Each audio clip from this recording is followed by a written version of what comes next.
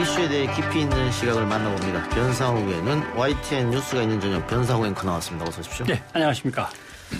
윤석열 검찰총장 쪽이 어제 법원에 직무정지 처분 취소 청구 소송을 내면서 이른바 판사 사찰 논란이 일고 있는 대검 수사정보정책관실의 문건을 공개했습니다. 아마 기자들한테 일단 공개했는데 기자들 당신들이 봤을 때도 아무렇지 않은 문건 아니냐? 뭐 이런 걸 물어보려고 한 것 같아요. 네. 일단 문건 내용에 대해서 좀 알려주시죠. 문건을 먼저 살펴본다면 주요 특수 공안 사건 재판 분석, 재판부 분석 이렇게 되어 있습니다만 제목은 상당히 긴 거기 때문에 몇 가지만 본다면 조국 전 장관 사건을 담당하고 있는 판사를 살펴보면서 우리 법 연구회 출신이나 합리적이다. 그러면 우리 법 연구회는 비합리적인 판사들이 주로 있는 곳으로 판단하고 있다. 이런 뜻이 되기도 합니다. 이 문장만 보면 그렇죠. 그렇죠. 예. 지금 이 얘기를 들으실 때 조국, 추미애, 윤석열 이런 이름들을 다 빼고 순수하게 문장을 일단 한번 들어보시는 게 중요합니다. 우리 법 연구회 출신이나 합리적이다. 또 그다음에 조국 전 장관에 관련된 사건이면 민정수석으로서의 직권남용, 표창장 문제, 사모펀드, 웅동학원 재단 문제 이런 것들이 있습니다마는 그 판사를 분석하면서 담당 판사를 분석하면서 전교조 관련의 피고인들을 어떻게 했는가. 그다음에 학생 운동이 있는 경력이 있는 사람이 군무원으로 일하는데 이 문제에 대해서 어떻게 처리했는가. 이런 걸 분석했단 말이죠. 정치적으로 상당히 정치적인 내용인데. 그다음에 정경심 교수 사건 재판 담당 판사를 분석하는데 김대중 등 긴급조치 피해자 국가배상 사건에서 어떻게 처리를 했는가. 국가에게 나름대로 패소 판결을 내렸다. 이런 얘기들입니다. 그다음에 미디어워치 배상 책임 문제. 미디어워치는 국정농단 수사팀에 대해서 악의적인 보도를 했던 보수 우익 매체죠. 이런 것들을 정경심 교수 사건 재판부를 분석하면서 왜 집어넣나. 그다음에 유재수 전 부산시 경제부시장은 이제 흔히 말하는 직무에 대해서 감찰을 하면서 감찰이 중단된 사건 아닙니까? 그걸 판단하는데 세월호 사건 판결 때 어쨌나. 청와대 관련 주요 사건을 맡고 있다 아니다. 이런 것들도 있고요. 그다음에 이건 참 입에 담기가 애매한데 그냥 이름을 대도 되겠죠. 문재인은 간첩. 이런 아주 지저분한 합성 사진을 올린 경찰 간부가 벌금형을 받은 게 있습니다. 또 홍준표 지지 불법 선거운동 인천의 구청장 벌금형. 이것들은 조사를 하려면 도대체 이 경찰 간부가 어떻게 이런 짓을 저지르나. 구청장이 어떻게 이럴 수 있나. 그 사람들을 탐문해서 조사했으면 몰라도 왜 그 담당 판사를 조사하는지에 대해서는 사실은 설명을 해야 될 부분. 이런 것들이 쭉 연결이 돼서 문제가 계속 되고 있는 거죠. 자, 지금 말씀해 주신 내용으로 봤을 때는 다른 내용도 있습니다만 일단 이 내용은 판사의 그동안 재판 결과를 보면서 성향을 분석했다. 그렇죠. 소위 말해서 우리 편이 아니냐. 이걸 분석한 것 같습니다. 그런 색깔이 상당히 짙습니다. 그게 이제 그럼 이거 사찰이냐 아니냐 이렇게 얘기를 끌고 가야 되는 문제인데 사찰이다 아니다와 관계없이 우선 문제는 이 부서에서 이 담당 검사가 이런 일을 해도 되는 사람이냐 아니냐. 법령에 의해서 그 직무를 부여받고 있는 사람이냐 아니냐부터 확실하게 따져야 됩니다. 왜냐하면 사법농단 사건으로 양승태 전 대법원장이 문제가 되고 대법관들이 줄줄이 처벌을 받았을 때 왜 문제냐면 판사의 신상을 캘 수도 있고 조사할 수도 있는데 그것은 이 사람을 승진시킬 건가 아니면 그대로 둘 건가 지방으로 좌천시켜야 되나 인사 담당 부서가 했으면 되는데 대법원장의 오른팔로서 대법원의 위세를 높이기 위해서 이런저런 전략을 짜고 있는 기획조정실이 권한도 없는데 했기 때문에 문제가 된 거란 말입니다. 또 이런 것도 있어요. 검색하면 다 나오는 거예요. 이 문제죠. 여기저기 알려진 정보라도 하나의 의도와 정해진 방향성을 갖고 정보를 수집하거나 그 의도에 맞게 계속 분석해 나가는 그것을 사찰이라고 부릅니다. 또 공무원 조직이 한 거니까요. 그렇죠. 맞습니다. 왜냐하면 변호사가 혹시 이렇게 연구를 할 수 있어요. 왜냐하면 판사의 성향을 연구해서 어떻게든 이겨보려고. 그러나 변호사는 국가 공무원이 아닙니다. 그러나 검사는 국민으로부터 권력을 위임받은 공직자입니다. 공권력이 직무에 직접 연관 없는 정보 수집을 하면 그게 사찰이자 잘못된 조사가 될 가능성이 큰 거죠. 그런 점에서 아무튼 이번 사건은 사찰에 가깝다라고 보는. 이거는 뭐 경찰이 이와 비슷한 행위를 했을 때 검찰이 사찰이다, 불법이다라고 기소를 했지 않습니까? 그렇습니다. 그걸 봤을 때는 사찰이 아니라고 말하기 좀 어렵다. 그리고 술을 마시고 늦게 일어나서 재판에 못 왔다든가 누구 검사의 처제라든가 뭐 나중에 처형으로 바꿨다고 합니다만 또 무슨 재판에 존재감이 없었다든가 이게 검색하면 나오나요? 그러니까 자료가? 그건 친한 판사들이나 예를 들면 사법연수원 동기쯤 되는 변호사나 검사 출신 변호사나 이런 사람들한테 끈질기게 물어보고 달라고 사정을 했으니까 이게 나오지 쭉 한번 전화에 돌렸다고 나올 만한 정보는 아닙니다. 여러분이 비교하기 쉽게 과거에 1990년이죠. 국군 보안사령부 민간인 사찰 사건이 있었습니다. 네. 이게 굉장히 사회적 논란 이슈가 돼서 국방부 장관과 보안사령관이 경질되기도 했었고요. 그런 큰 사건이었는데 당시에 보안사가 정치인 민간인 포함한 3,000명쯤 사찰을 했는데 그렇죠. 당시 민주당 노무현 의원을 사찰했습니다. 그 내용을 제가 한번 읽어드릴게요. 지금 이 사찰이다 아니다 이 논란이 있으니까 지금하고 어떻게 다른지 아니면 똑같은지.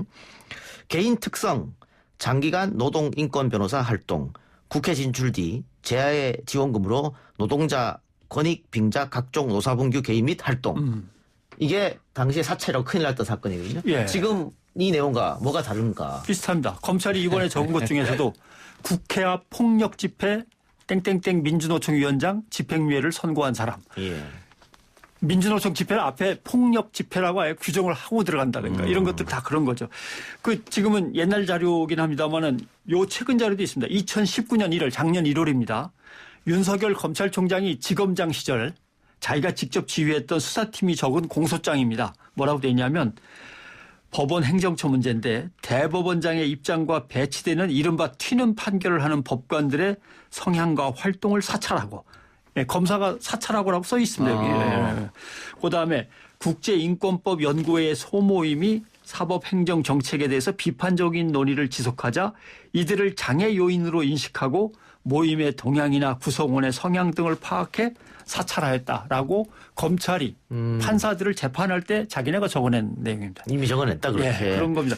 자 그러면 이게 어떻게 보면 윤석열 총장의 관심 사항이고 그래서 이게 보고를 올린 것 같은데 문제는 조국 정경심 유죄주수 사건의 판사들을 위주로 정보 수집했고 또 세월호 백남기 농민 사건 문재인 비판 공무원 형사재판 관련 이런 건데 왜 여권 관련 인사들 재판에서만 이런 기록이 나오고 야당 인사들은 없느냐 하는 거거든요. 그러니까 시국 사건이라든가 주요 공안 사건 이렇게 하면 사회적 쟁점이 되는 사건 하면 제일 이때 큰 사건은 국회의원들 수십 명이 기소돼 버리는 패스트 트랙 사건 이런 게 있거든요. 그다음에 야당 의원들 중에서도 이때 자녀 특혜 의혹 사건이 벌어진 사람들이 여러 명 있었습니다. 그다음에 아예 뇌물 의혹과 관련된 사건 이런 것들도 있었죠. 이런 것들에 대한 판사들은 전혀 해당이 없는 거죠.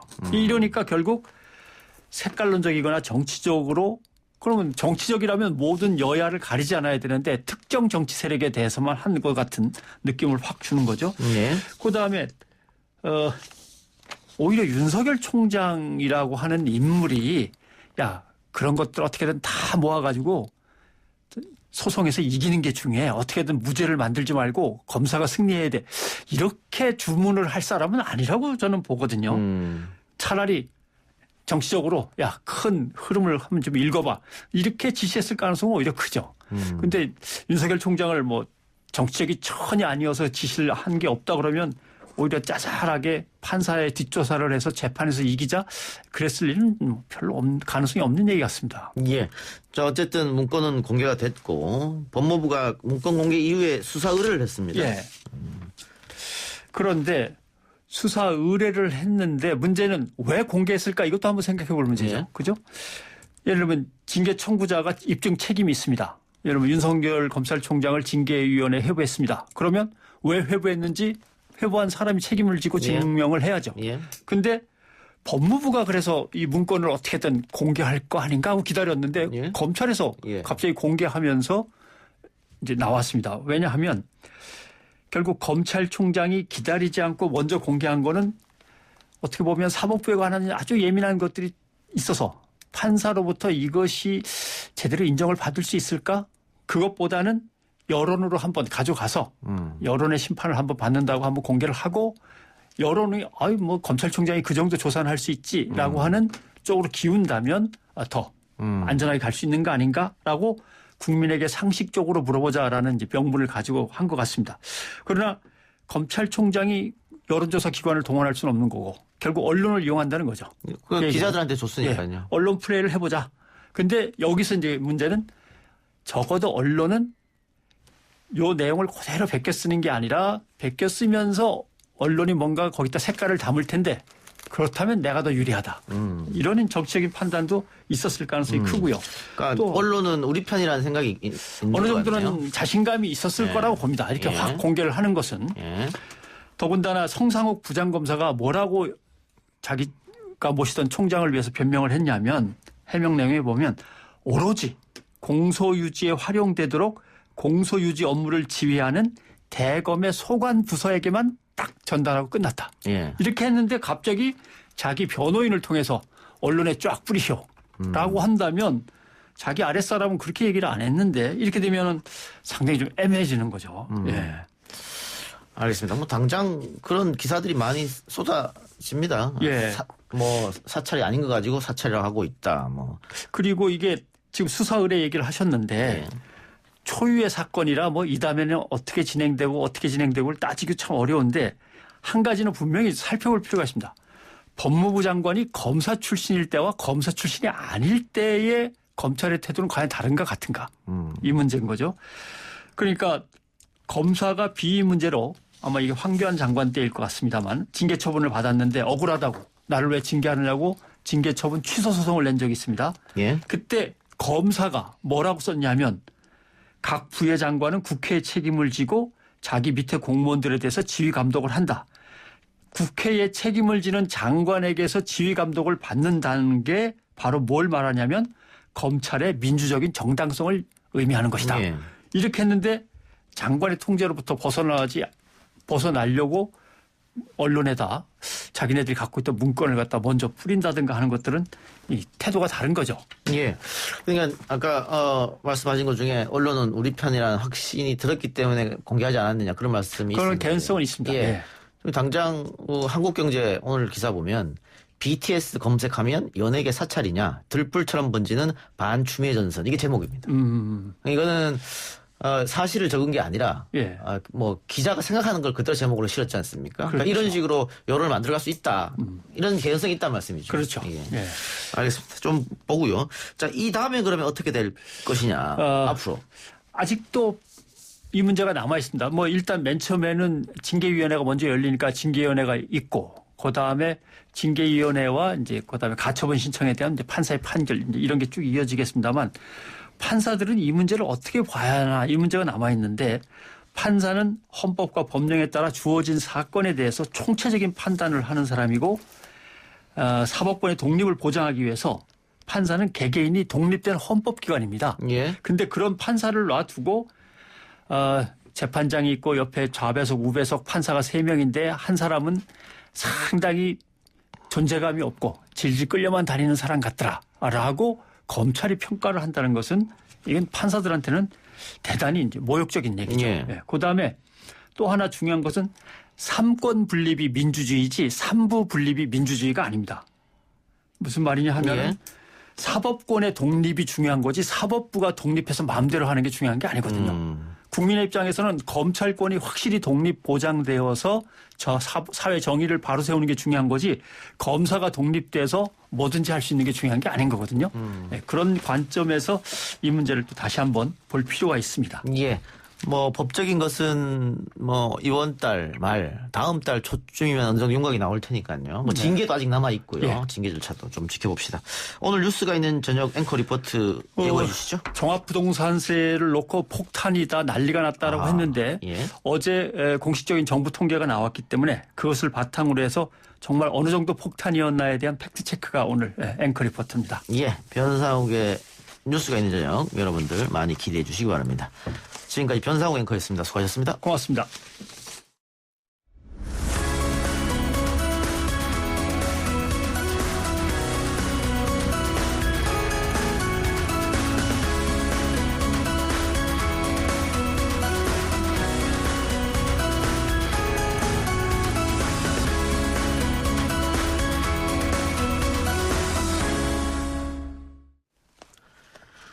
자, 코로나19 신규 확진자 계속 증가세입니다. 오늘도 500명대를 기록했는데요. 정세균 국무총리는 지금의 확산세를 막지 못한다면 하루 1000명까지 확진자가 늘어날 것이라면서 사람들 간의 접촉을 최대한 자제해달라고 당부했습니다. 점점 국민들의 불안감이 커지고 있는 상황인데 전문가와 이야기 나눠봅니다. 이재갑 한림대 강남성심병원 감염내과 교수 전화 연결합니다. 교수님. 네, 안녕하세요. 예, 어제 발표된 신규 확진자가 583명, 오늘은 569명. 지난 3월 이후 가장 많은 숫자이죠? 네, 그렇습니다. 지난번 2차 유행 때도 400명대까지만 올라가고 금방 떨어졌었는데요. 예. 이번에 이제 500명 넘은 거는 대구 경북대 800명에서 900명 넘은 이후에 이제 그 다음에 제일 많이 발생한 숫자가 될 것 같습니다. 예. 1000명도 나올 수 있다 이런 얘기도 들리는데 어떻게 보십니까? 예, 일단은 이제 지난주에 1.5단계, 또 이번 주 화요일에 2단계가 시작됐잖아요. 예. 그래서 국민들께서 지난 주말부터 얼마나 잘 동참해 주셨는지 사회적 거리두기 그거에 따라서 예.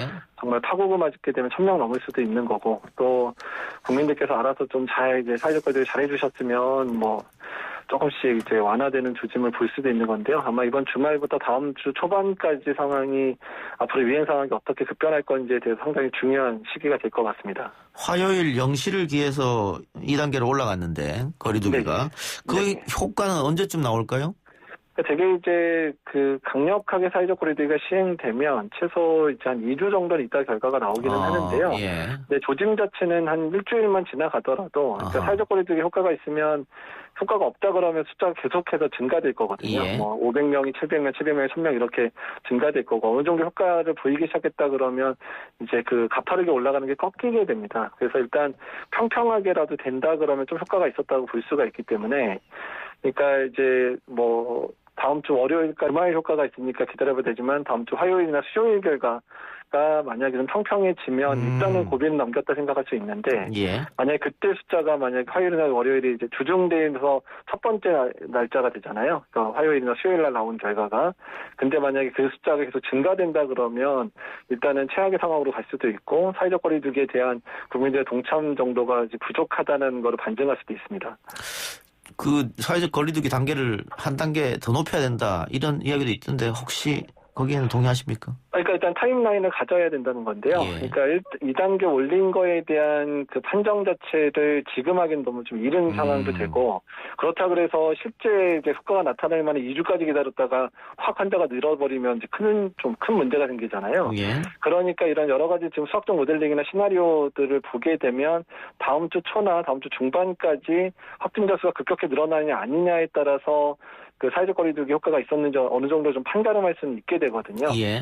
그래서 만약에 다음 주 초반에 숫자가 늘어난다 그러면 조기에 이제 뭐 2.5단계든 3단계든 올리는 걸 고려해야 될 상황이 생길 수도 있습니다. 지금 전국적으로 확진자가 많이 나오고 있는데 그 대구에서는 오늘 0명이더라고요? 예, 그러니까 뭐 지역마다 이제 좀 확진자가 많이 나오는 데도 있고 조금 안 나오는 데도 있기는 있거든요. 그 대구는 지난번에 큰일 한번 치러봤기 때문에 뭐 이렇게 되는 겁니까?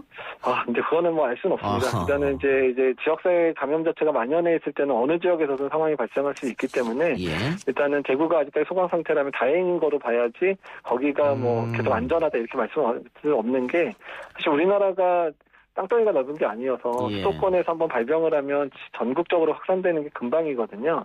그래서 이제 그런 부분 때문에 어떻든 어느 지역이나 이제 언제든 확진자 발생할 수 있다고 생각하고 대비를 해야 됩니다. 예. 그 이번 3차 유행의 특성이라고 할까요? 그 20, 30대 젊은 층이 많다고 하던데 그거는 왜 그렇다고 보십니까? 일단 이제 지역사회의 초반에 유행이 시작될 때는 어느 국가나 20, 30대에서 유행이 시작이 되거든요. 왜냐하면 활동량도 많고 예. 무증상 감염도 많고 증상이 가볍다 보니까 많이 안 아프니까 검사를 받으러 가는 이제 횟수나 이런 것도 퍼센트 많이 줄어드는 연령대이기 때문에 그러니까 이제 본인 증상이 없는 상황이거나 가벼우니까 또 많은 사람을 만나면서 이제 집단 발병의 고리 역할들을 20, 30대가 하고요.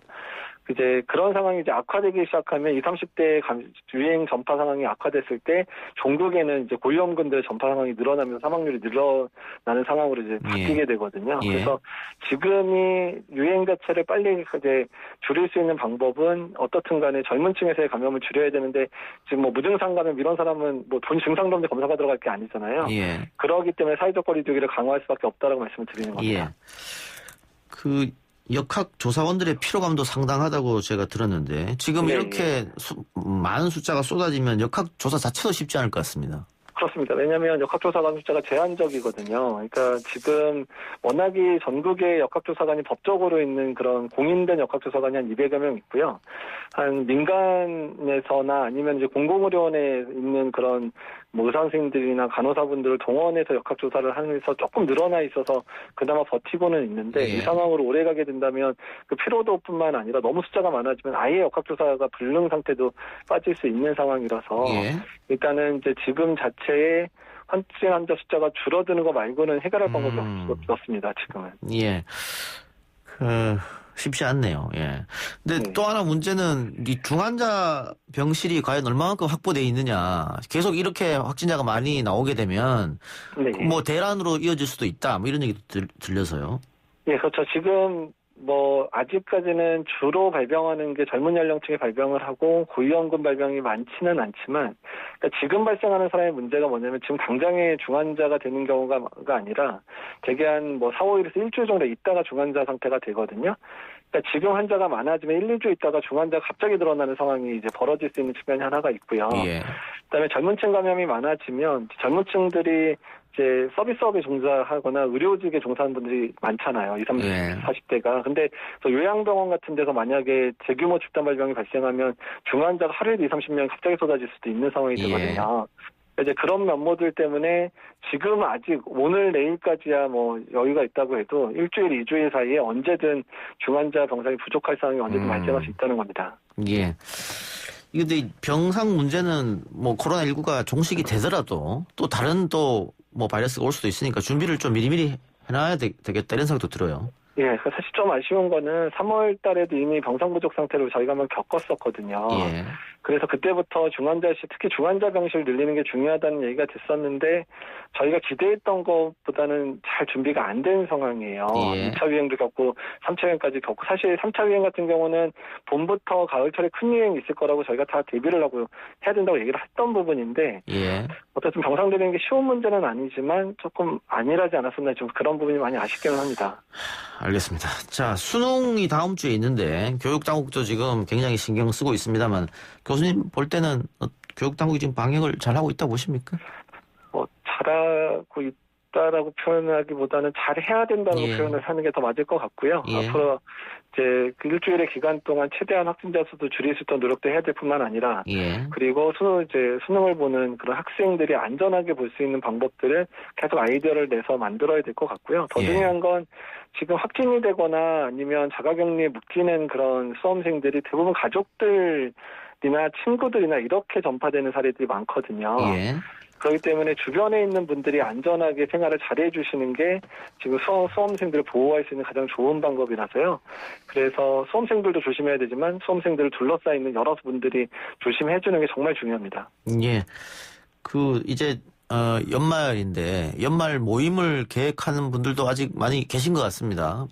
지금 사회적 거리두기를 그 2단계로 수도권은 격상시켰습니다만 그 2주간이잖아요. 그때 가서 또 조금 떨어지면 다시 낮출 텐데 그렇게 되면 연말 연시에 모임도 많아질 테고 또 여행을 준비하는 분들도 계실 테고 그분들에게 어떤 말씀을 전해주고 싶으십니까?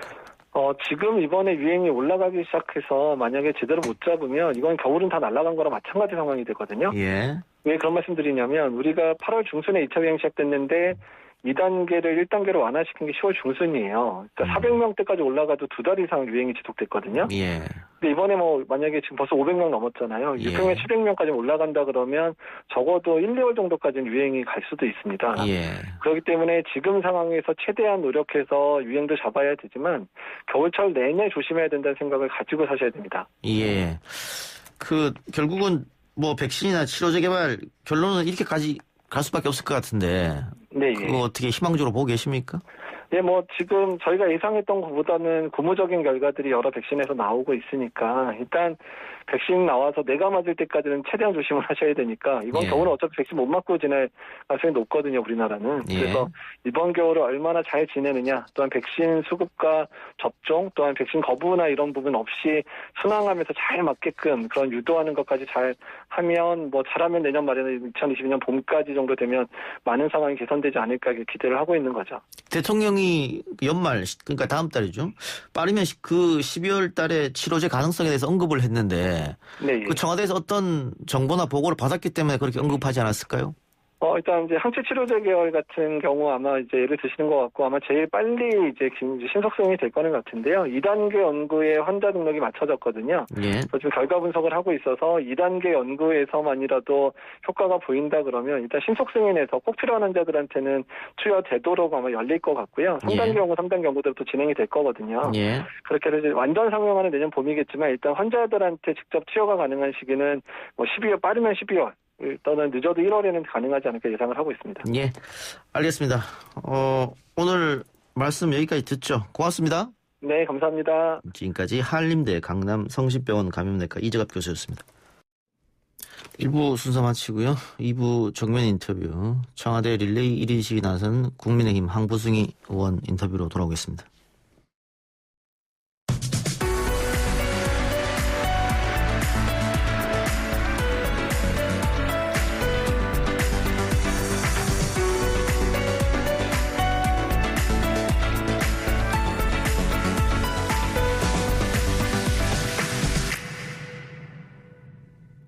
YTN 라디오 이동의 뉴스 정면 승부 2부 시작합니다.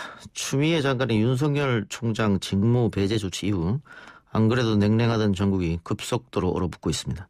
이런 가운데 국민의힘 초선 의원들이 청와대로 향했다고 하는데요. 어떤 이유인지 들어보겠습니다. 국민의힘 황부승희 의원 연결합니다. 의원님 나와 계십니까? 네, 안녕하십니까. 예, 국민의힘 초선 의원들이 청와대 앞에서 1인 릴레이 시위를 하기로 했다. 의원님도 참여하시고요. 네, 맞습니다. 그 릴레이 시위 하는 이유 좀 들어볼까요? 네, 아시다시피 지금 11월 25일 추미애 장관과 추미애 장관이 윤석열 총장을 직무 배제한 이것은 심각한 우리 민주주의의 훼손이고 또 법치 국가로서 이거 있을 수 없는 일이다. 저는 이런 판단을 했고요. 그래서 어젯밤에 긴급히 저희 초선 의원 58명이 단톡방에서 의견을 나누고 성명서를 작성해서 오늘 오전 9시 반에 국회 소통관에서 기자회견을 했습니다. 그리고 중요한 것은 이런 중요한 사건에 대해서 결국은 살아있는 권력에 대해서 제대로 수사를 하라고 윤석열 총장을 임명해 놓고 왠지 저희가 볼 때는 또 국민이 볼 때는 살아있는 권력에 대해 수사가 이루어지자 윤석열 총장을 정당한 이유 없이 직무 배제시킨 거 아니냐라는 이유로 이 문제에 대해서는 대통령께서 답하셔야 된다라고 판단을 하고 대통령께 답해달라라는 질의서 성격의 성명서를 들고 청와대로 간 것입니다. 네. 말씀하세요. 네네. 그 청와대에 저희가 오전 11시에 갔고요. 그래서 대통령을 만나고 싶다. 또 아니면 비서실장이 나와서 이 질의서를 받아가라. 이렇게 했는데 다 응답하시지 않았고 정무수석 면담을 요청을 했는데요.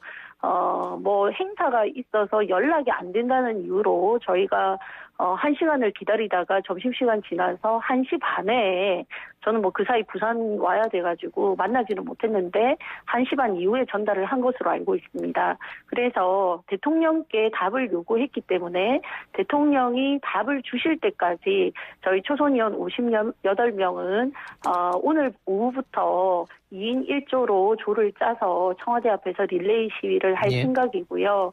원래는 이제 철야에도 하자 이런 의견이 있었는데 거기가 이제 보안 경비구역이기 때문에 또 경찰 병력들에게까지 우리가 폐를 끼쳐서는 안 된다라는 판단으로 일몰 시간 전까지 그래서 아마 저희가 다음 주 월요일까지는 다 스케줄을 짰거든요. 그래서 오전 10시부터 오후 5시까지 2인 1조로 시위를 이어갈 생각입니다. 예.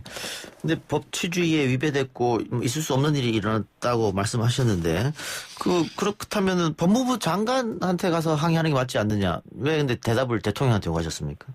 근데 지금 윤석열 총장을 임명하신 분이 대통령이시지 않습니까? 그래서 저희가 크게 3가지 답을 요구했습니다. 대통령이 임명하시고 법적으로 임기가 보장된 검찰총장을 예. 직무 배제시키는 이유를 대통령께서 밝히시라. 잘못이 있다면 대통령께서 해임하시면 됩니다. 그런데 그것을 법무부 장관을 통해서 직무 배제를 시키고 징계위원회에 회부하겠다는 것 자체가 그것은 저희 잘못됐다라는 생각이고요. 그리고 예, 알겠습니다. 알겠는데 네. 잠시만요. 네. 제가 좀 이해가 안 되는 부분이 있어서 대통령이 그 임기가 보장된 총장을 어떻게 해임을 하죠? 그건 대통령이 판단을 하셔야죠. 예. 근데 지금 이 해당되는 사건들이 예. 저희가 왜 그러면 무엇을 잘못했길래 추미애 장관이 윤석열 총장을 직무 배제했느냐 예. 6가지 이유를 밝히셨잖아요. 예. 근데 그것들이 참 납득 안 되는 것이고요. 심지어는 정치적 중립 위반 혐의와 관련해서 대검 이 문제를 삼았는데 윤석열 총장이 정치하겠다라는 얘기를 한 번도 한 적이 없습니다. 예. 퇴임을 하고 나면 본인이 사회에 입은 혜택이 큰 사람이기 때문에 사회에 어떻게 봉사할지 기여할지 천천히 생각해 보겠다고 했는데 그런 것을 두고 정치적 중립을 위반했다라는 이유로 검찰총장을 직무 배제하겠다. 상식적으로 납득할 수 없고요. 그리고 저희가 볼 때는 이 직무 배제 이유가 저희 성명서에도 나와 있지만 지금 월성 1호기 경제성 조작 관련해서 감사원에서 이제 고발을 한 상태이지 않습니까? 이거에 대해서 검찰에서 명명백백 수사를 해야 되는 상황인데 이 대통령의 복심이라는 윤건영 의원님께서 의회에서 뭐라고 하셨습니까? 선을 넘지 마라라고 하시며 검찰을 겁박하고 하셨어요. 이런 것들이 직무 정지시킨 것과 연관이 있지 않느냐 대통령께 질의를 한 거고요. 그리고 울산시장 선거에 청와대가 조직적으로 개입했다는 부분도 공소장에 대통령의 이름이 35번이 나옵니다. 그거에 대해서 수사를 하다가 멈췄는데 불법 혐의에 대한 수사를 막고자 한 것이 아니냐. 이것이 추미애 장관 혼자의 판단이냐. 대통령께서 그거에 대해서 의견을 주신 것이냐. 저희는 대통령의 답을 얻어야 된다고 생각합니다. 결과적으로 지금같이 추미애 장관과 윤석열 총장이 대치하는 정국을 만들고 이것이 여야가 대치하는 정국으로 만든 것의 근본 원인은 대통령에게 있다고 생각하고요. 네, 대통령의 묵인이 더 이상 길어지면 안 된다고 생각하기 때문에 저희가 질의서를 보낸 것입니다. 자, 첫 번째 법무부 장관의 직무 배제 징계 청구에 대해서 대통령에게 묻겠다. 이해가 가는데 두 번째 월성 1호기는 지금 검찰이 수사를 하고 있는 상황이고 세 번째 거는 재판이 진행 중이지 않습니까?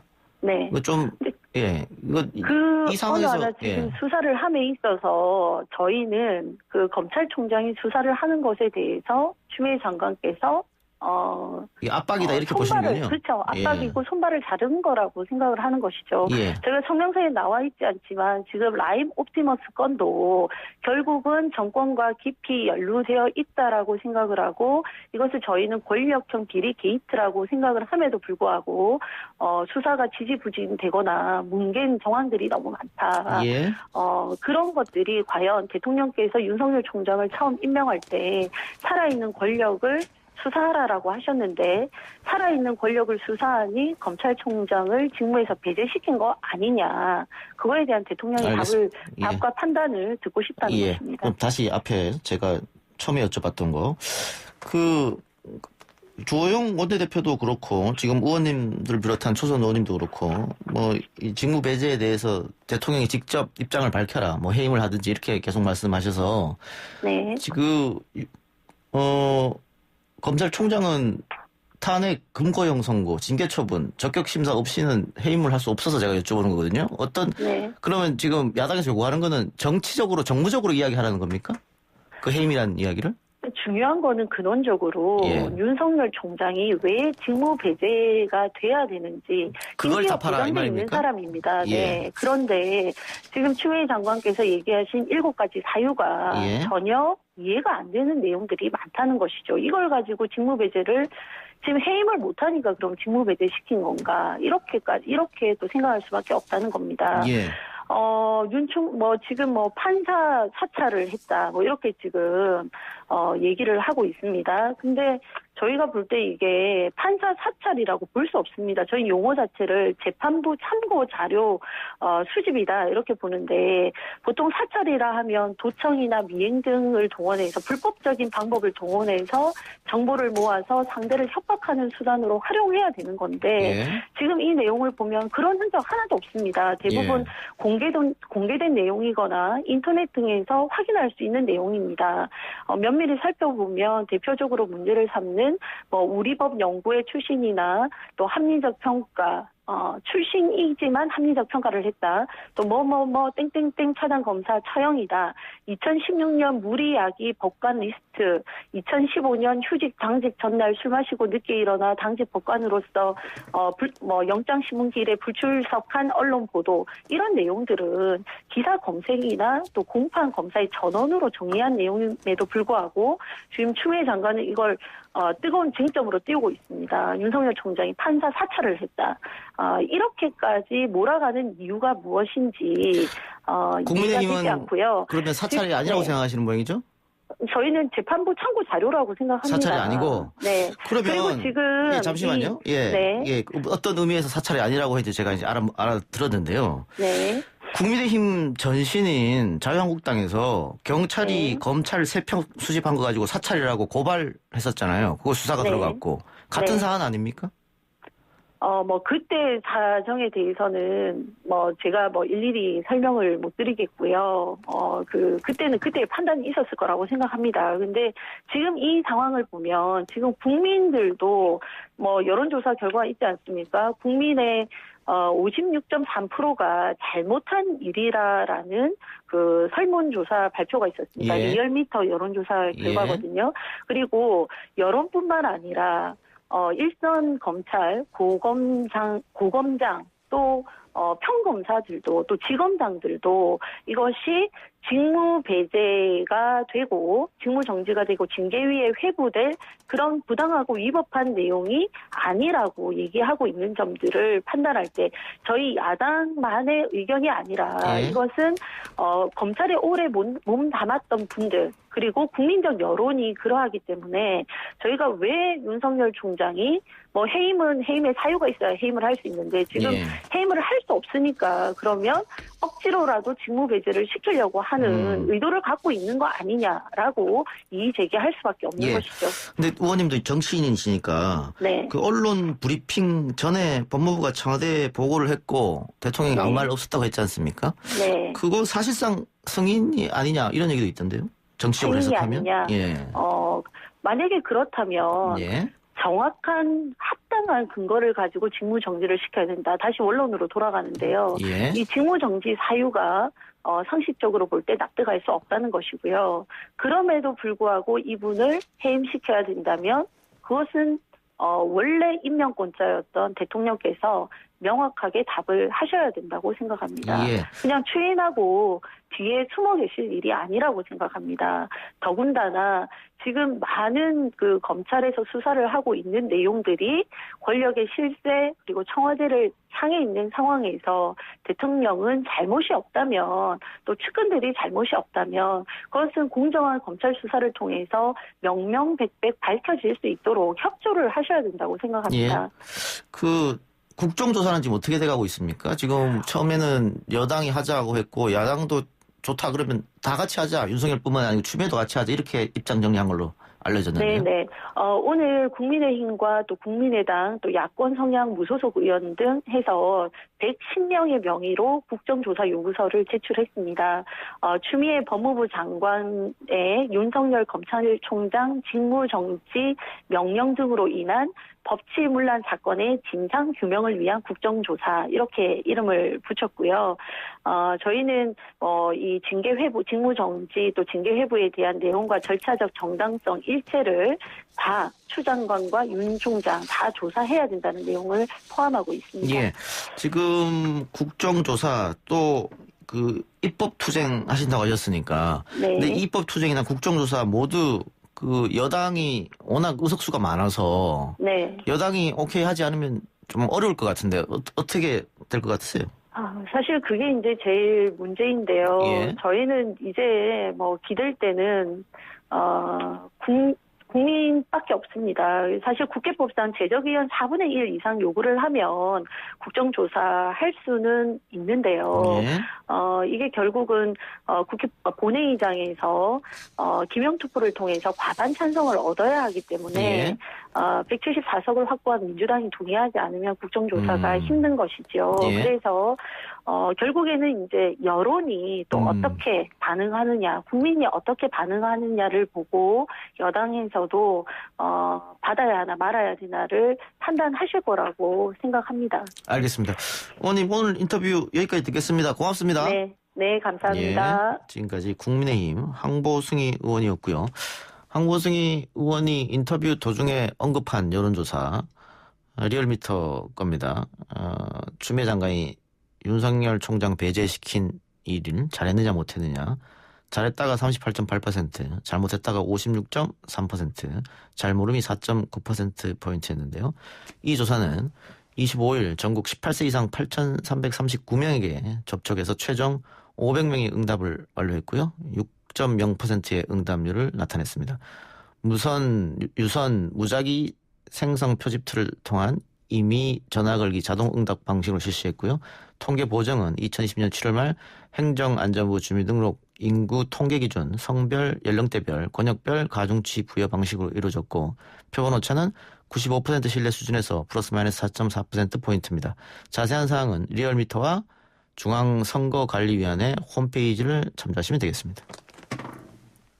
아 글쎄 안 들려 들을 뉴스 없어 아무 뉴스도 귀에 들어오지 않아 듣고 또 들어도 들을 뉴스 없어 만든 게 이프로야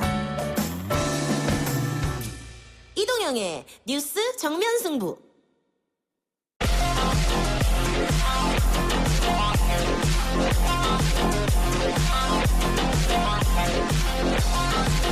YTN 라디오 이동의 뉴스 정면 승부 3부 시작합니다. 매주 금요일 이 시간은 이슈 언박싱 코너가 준비되어 있습니다.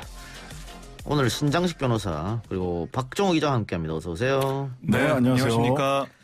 박정호 기자, 저는 제작진에서 내 보낸 줄 알았더니 그게 아니라 본인이 빠졌었네요. 우리 방송에서 시간이 안 맞다고. 시간이 좀 바뀌는 바람에 제가 부득이하게 하차를 했었습니다. 부득이하게? 네. 요즘 방송 많으시니까. 아닙니다. 앞에 그 약속된 게 있기 때문에 또 그 신의를 지키는 부분이 있어서요. 어쩔 수 없었고요. 정말 그동안 사실 그 방송에 좀 못 나와가지고 YTN에 MSC 조금만 치자면 매일 밤 눈물로 밤을 지새웠습니다. 조금 친 게 아니라 엄청 많이 치네요. 알겠습니다. 조미료 덩어리인데. 예, 반갑게 맞아주셔서 너무나 고맙습니다. 예, 지난주 회식 때 안 부른 이유를 알겠죠. 제작진에서 안 부른. 회식했다는 얘기 들으면 정말 저 안 불렀더라고요. 그래요. 앞으로 열심히 해주시고. 네, 알겠습니다. 자, 저희가 분위기를 좀 바꾸기 위해서 좀 농담도 하고 합니다만 코로나 신규 확진자 수가 너무 많이 나오고 있습니다. 네. 오늘 0시 기준으로 보면 신규 확진자가 569명 발생을 했습니다. 이 569명의 감염 경로를 보면 지역 발생이 525명, 해외 유입이 44명이고요. 신규 확진자가 나온 지역을 보면 서울이 204명, 경기 112명, 인천 21명, 수도권이 337명 발생을 했습니다. 그리고 비수도권을 보면 경남이 38명 가장 많았고 충남이 31명, 전북, 부산 각 24명, 충무 19명, 광주 13명, 전남 10명, 강원 8명, 울산 7명, 대전 5명, 세종, 경북, 제주 각 3명입니다. 그런데 지금 이게 이제 오늘 0시 기준이에요. 궁금하신 게 내일 몇 명이 나올까 궁금하시잖아요. 오늘 0시부터 오후 6시까지 전국에서 새로 발생한 확진자 지금까지 총 378명으로 집계가 됐습니다. 그러니까 이게 어느 정도냐면 어제 같은 시간에 집계된 확진자가 349명이었어요. 그거보다 29명이 늘어난 겁니다. 그러니까 내일도 500명대 확진자가 발생할 것 같다라고 예상할 수가 있어요. 예. 그래요. 어쨌든 거리두기 2단계를 올리고 아직 며칠 지나지 않았으니까 그걸 보려면 좀 기다려야겠죠. 뭐 한 2주 정도는 기본적으로 기다려야 효과가 나오는 거니까요. 많은 분들이 또 수능 걱정을 많이 하는데 신장식 변호사 따님이 딱 고3이죠? 예, 지금 고3입니다. 예. 코로나 고3이에요. 힘들겠다. 굉장히 두려워하고 있고 내가 수능을 볼 수 있는 걸까? 이러다가 수능은 또 못 보는 거 아니야? 예. 근데 그럴 때 어쨌든 지난주인가요? 유은혜 장관이 와서 수능은 무슨 수가 있어도 본다라고 얘기를 해줬던 거는 네. 굉장히 큰 위안이 됐고요. 어쨌든 수능은 본다. 그리고 또 한 가지는 지금 이번에 변호사 시험도 그렇고 또 각종 공무원 임용고시도 그렇고요. 코로나 확진자들은 시험을 못 봐요, 아예. 예. 아예 못 보게 하는데 그래도 예. 수능은 확진자들도 또 시험을 보게 해줬다라는 측면에서는 예. 굉장히 그 전향적인 조치인데 네. 사실 굉장히 학부모들이 가슴을 졸이고 있습니다. 학부모들도 외부에서 식사 안 해요, 이제는. 괜히 나 때문에 아이가 확진이 될까봐. 그래서 굉장히 지금 주의하고 있으니까 모든 분들이 좀 그런 심정으로 좀 조심해 주셨으면 좋겠다라는 게 하나가 있고요. 그다음에 하나는 제가 이제 변호사니까 접견을 지금 못 합니다. 일부 구치소에서 또 이렇게 확진자가 나왔다고 하니까 재판도 지금 다 연기되고 있고요. 변호사들이 가서 피고인들을 못 만나요.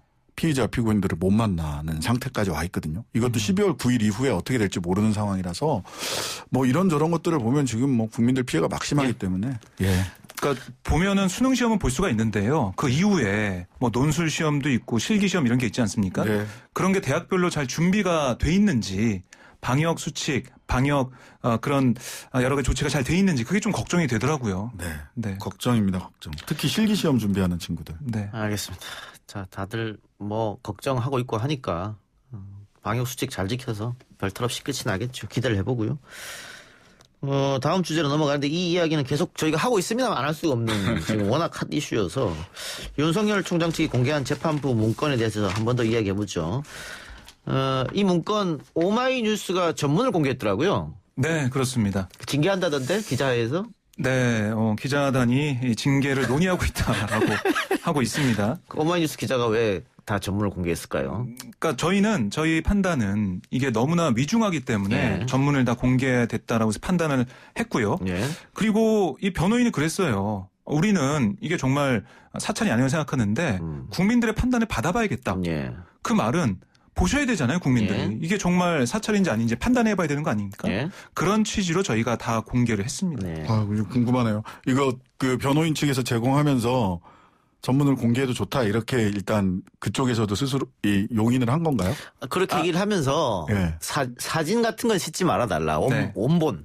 근데 오마이 원본을 공개해버렸거든요. 지금 그것 그렇네. 때문에 아마 지금 법조팀에서 네네. 법적 취재기관에서 징계를 주겠다 오마이 뉴스 네. 기자한테. 근데 징계도 징계인데 사실은 이거가 사실은 개인정보에 해당하고 명예훼손의 예. 소지가 있어요. 이걸 예. 공개한 행위 자체가. 예. 왜냐하면 이 개인정보라는 게 이름을 지었다고 해서 개인정보가 아닌 게 아니에요. 네. 누군지 뻔히 아니까. 뻔히 다 아니까 다른 정보와 결합해서 쉽게 이 사람의 인적 사항을 특정할 수 있으면 예. 보호의 범위에 들어가는 개인정보가 예. 되거든요. 거기다가 이거 누군지 뭐 다 알아요, 이거. 내용이 술 먹고 재판에 안 갔다더라. 뭐 네, 그런 내용도 있고. 명예훼손의 소지가 있어요. 예. 존재감이 없었다. 존재감 없었다. 없는 판사가 엄청 많더라고요. 네, 좌배석 우배석은 웬만하면 존재감 없는 걸로 나와 있어요. 그 명예훼손 가능성도 있다. 예. 법률가의 눈으로 보셨군요. 예, 근데 이제 명예훼손은 친고죄니까 본인이 이제 명예훼손으로 고소고발을 해야 되는데 만약 명예훼손으로 고소고발하면 이거 사실적시 이것도 참 웃기는 얘기지만 하여튼간에 그런 명예훼손이 될 가능성이 있고 이거를 기자들한테 이렇게 함부로 원본을 보여준 그 변호인의 태도도 역시 윤석열 총장의 변호인답다. 과감해. 위법에 대한 불법 개인정보를 이렇게 집적한다는 것이 불법이다라고 하는 것에 대한 불법성 인식이 없어요. 자, 그러면 살짝 또 짚어주시죠. 어떤 내용이 있습니다. 네, 이게 이 문건 제목이 주요 특수공안사건 재판부 분석이라고 되어 있습니다. 모두 9장인데요. 지난 2월 26일 작성이 됐어요. 판사 37명에 대한 출신 고교, 대학, 주요 판결, 세평, 특이사항 이게 비교적 자세히 담겼습니다. 좀 몇 개 말씀드리면 세평에서 어떤 부장판사에 대해서 우리법 연구회 출신이나 합리적이라는 평가 이런 내용이 있었고요. 언행이 부드러우며 원만하게 재판 진행을 잘함. 가급적 검사나 변호인의 말을 끊지 않고 잘 들어줌. 재판장으로서 적극적으로 검사나 변호인에게 이래라 저래라 하지 않는 스타일. 그리고 땡땡땡 2차장의 처제. 뭐 이런 내용도 있었습니다. 그리고 아까 말씀하신 대로 그 재판장, 그러니까 판사들을 평가할 때 검찰의 적대적이지 않다. 여론이나 주변 분위기에 영향을 많이 받는다. 꼼꼼하게 재판을 진행하나 검찰이 대응하기 수월하다. 보여주기식 진행을 원한다. 이런 다양한 세평이 담겼고요. 그립감 센 듯 보였으나 소극적 태도. 검찰이 대응하기 수월하다. 아까 말씀드렸고 이 법정 멘트들도 미리 신경 써서 준비한 느낌. 여론이나 주변 분위기에 영향을 많이 받는다는 평.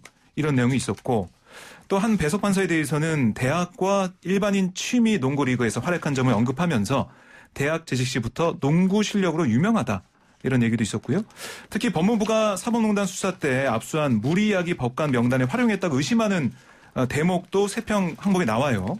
그러니까 사법농단 재판부의 한 배석 판사에 대해서 세평에 행정처 16년도 무리야기 법관 리스트 포함이라고 적은 다음에 아까 언급하신 대로 휴일 당직 전날 술을 마시고 다음날 늦게 일어나 당직 법관으로서 영장 신문기일에 불출석, 언론에서 보도라고 했다고 가로 안에 적어놨습니다. 그러니까 뭐 이렇게 제가 만일 판사라면 기분이 좀 나쁠 것 같은데 뭐 가족관계도 언급하고 네. 뭐 취미 이런 거 다 오픈했으니까. 근데 지금 검사들은 사찰이 아니다라고 자신들 내부 게시판에 쓰고 있는데 뭐 쓰는 사람이 많지는 않습니다. 어쨌든. 근데 이 판사들이 활용하는 법원 내부 게시판도 있거든요. 근데 지금 보면 장창국 제주지법 부장판사가 판사들이 바보냐. 네. 문제제기 해야 된다 법원에서. 이 글 이후로는 많이 보이지 않거든요. 왜 판사들은 조용히 하고 있다고 보십니까? 일단 제 판사 몇몇 판사분들한테 이제 연락을 해서 얘기를 좀 들어보니까 검찰이 그럴 줄 알았다. 추측이 충분히 가능했고 근데 그럴 줄 알았다. 그래도 설마 했는데 진짜네.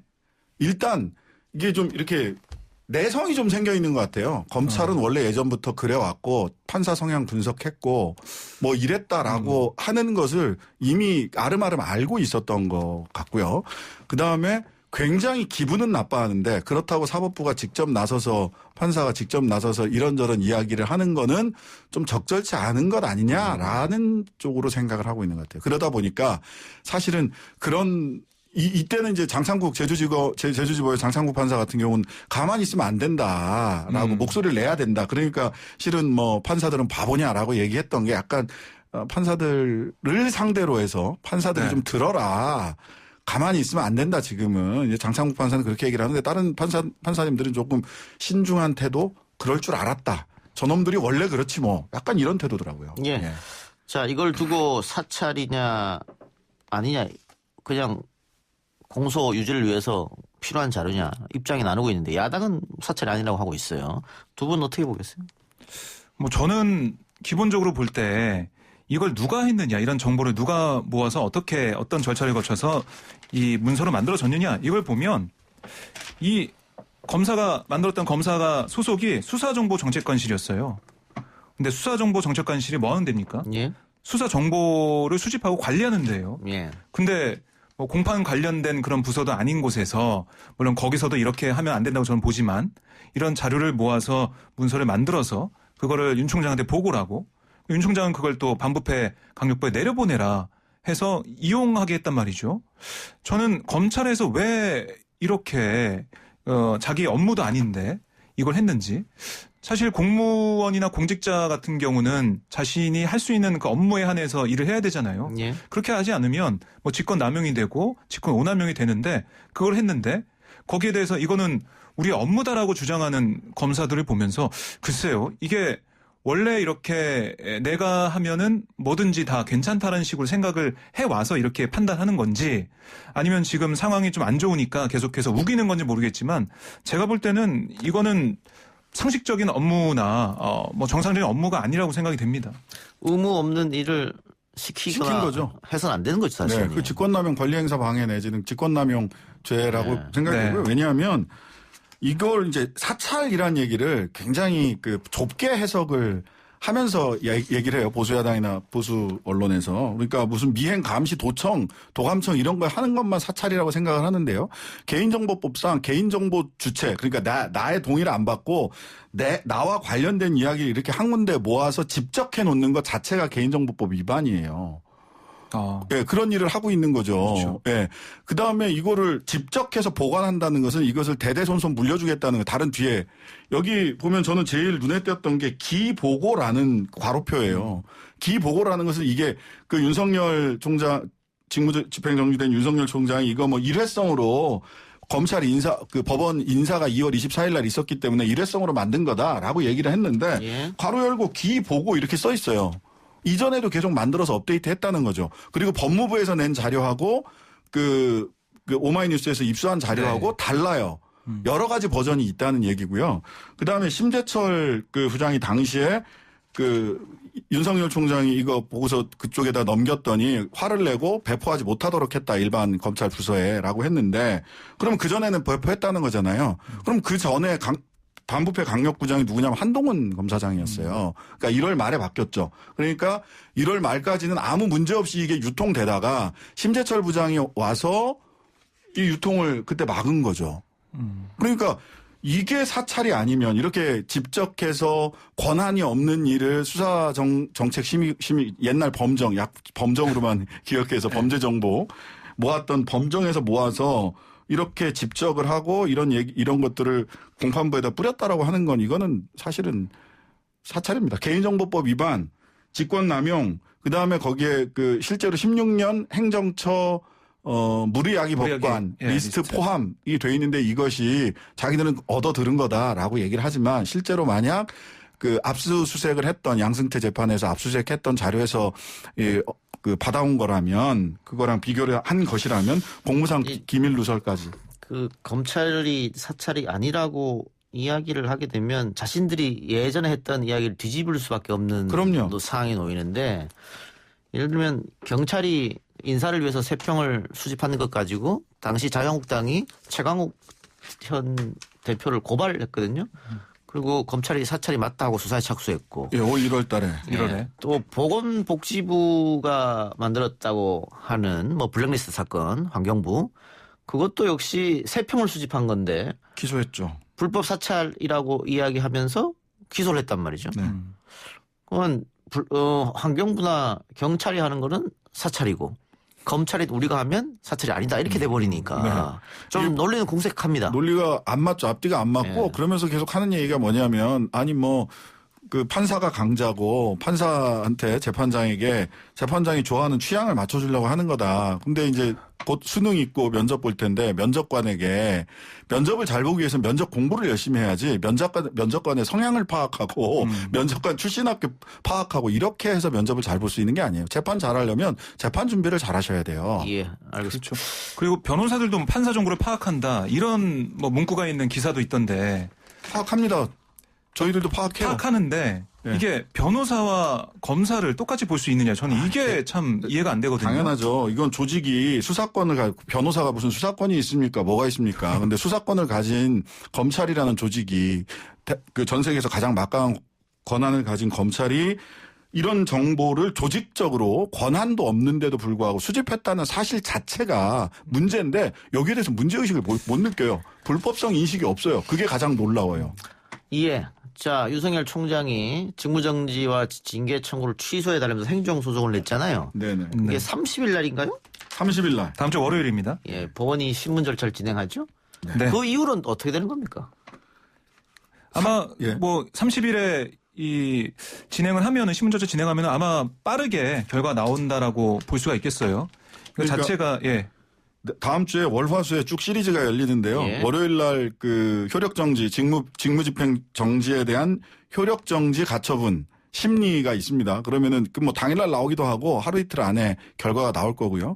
그 다음에 수요일 날이죠. 다음 주 수요일 날 징계위원회가 수요일 날 오후 4시에 징계위원회가 소집되어 있고 그 다음에 화요일 날 감찰위원회, 외부 감찰위원들이 3분의 1 이상의 감찰위원회 소집을 요청을 하면 감찰위원회가 열리도록 되어 있는 것으로 알고 있는데요. 그래서 다음 주 화요일 날 감찰위원회도 열릴 가능성이 있습니다. 그래서 월, 화, 수 이렇게 쭉 보면 사실은 가처분 심리, 그다음에 감찰위원회, 징계위원회까지 다음 주에 승부가 날 가능성이 큽니다. 징계위원회에서 징계를 연다. 위원장이 또 법무부 장관이고 하다 보면 징계가 나올 수도 있겠다. 징계가 나오면은 절차상 법무부 장관이 퇴임 건의를 할 수 있고. 네. 그럼 대통령이 결정하면 해임되는 거지 않습니까? 그렇습니다. 그럼 아까 제가 황보승희 의원과 인터뷰할 때도 언급했습니다마는 임기가 보장된 검찰총장을 대통령이라고 해임할 수가 법적으로 할 수가 없으니까. 저도 아까 바깥에서 좀 들었는데 아니 저건 뭘 잘못 알고 계시는 것 같은데라는 생각이 들었던 게 사실 검찰총장을 전에 여기서 말씀 한번 드렸던 것 같은데 검찰총장을 자리에서 본인이 물러나지 않으면 할 수 있는 방법은 국회에서 탄핵하는 거. 그다음에 지금처럼 검사 징계법에 따라서 징계하는 거.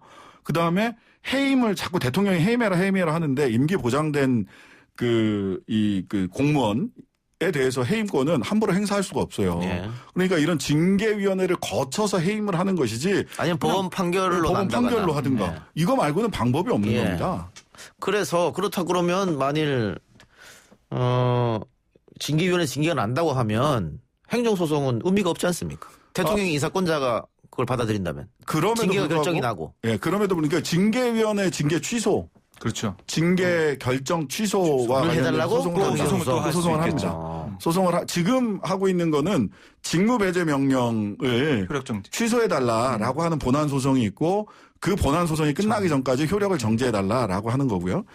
징계위원회에서 결정을 해서 해임이 되면 징계위원회 결정을 취소해달라고 하는 소송을 하고 그 소송이 뭐 한 3년 이렇게 걸릴 거예요. 그래서 사실 징계위원회에서 징계 결정이 나면 법적 절차로서 그 법적으로 총장이 계속 앉아 있을 수 있는 방법은 없다. 이렇게 보시면 됩니다. 예. 알겠습니다. 좀 지켜보도록 하고요. 근데 뭐 윤석열 총장이 국정감사장에서 본인이 어떤 사람으로부터 전해 들었다는 거잖아요. 메신저로부터 메시지를 전해 들었다. 대통령이 끝까지 임기를 지켜라고 했던 메신저가 누군지는 잘 모르겠습니다만 그거 대통령이 불신임하면 나가겠다는 뜻과 일맥상통하잖아요. 맞습니다. 그래서 저는 그 국감장에서 했던 이야기를 거꾸로 해석을 하면 윤 총장은 지금 그러니까 추미애 장관께서 보고를 했고 징계위원회 회부합니다. 직무 배제 결정을 합니다라고 보고를 했을 때 아무 답도 하지 않았다라고 하는 것은 역으로 해석을 하면 국감장에서 얘기했던 게 역으로 해석을 하면 스스로 옷을 벗어야 되는 메시지예요. 본인은 신뢰를 그러지 말아라라고 막으셨어야죠. 그렇지 않다면 그 사인은 본인이 더 잘 알고 있을 텐데. 그러니까 지금 보면은 이 징계 청구된 뭐 크게 보면 6가지 그 혐의가 있지 않습니까? 네. 그걸 봤을 때 특히 사법부 사찰 의혹 이걸 봤을 때 대통령이 뭐라고 했을지 그걸 보고도 뭐 신뢰한다 이렇게 얘기 안 했을 거 아니에요. 저는 그 점도 상황이 바뀌었다는 점도 좀 생각해 봐야 된다고 봅니다. 네. 예. 여튼 이거는 지금 절차 안으로 들어가기 때문에 지금 뭐 정무적 해결 방안은 별로 없어 보이고요. 이 절차에서 외나무다리 데스매치인데요. 지금 이 절차에서 끝을 내야 될 것 같고 다만 한 가지 꼭 말씀드리고 싶은 거는 이 절차가 진행된다고 해서 윤석열 총장이 가지고 있는 에 대해서 제기된 의혹이 여긴 일부예요. 실제로 수사권이 박탈되면서 수사지휘에서 빠지라고 그 추장관이 지휘했던 가족 관련된 사건이나 뭐 이런 것들이 있기 때문에 이것까지를 다 한번 종합적으로 볼 필요가 있다. 이렇게 보입니다. 알겠습니다. 지금까지 이슈 언박싱이었습니다. 두 분 고맙습니다. 네, 감사합니다. 고맙습니다.